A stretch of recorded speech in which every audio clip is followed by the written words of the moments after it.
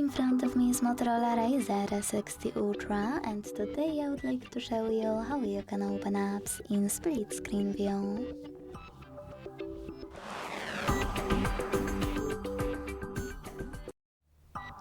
Begin by selecting two apps you wish to use in this view and launching both in the background.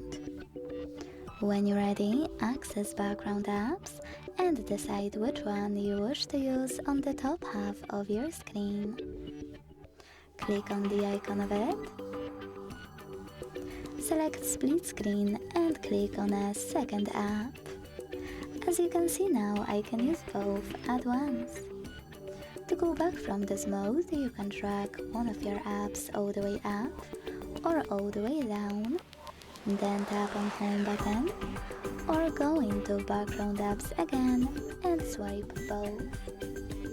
Thanks so much for watching. If you enjoyed this video, don't forget to leave a like, comment and subscribe. Bye!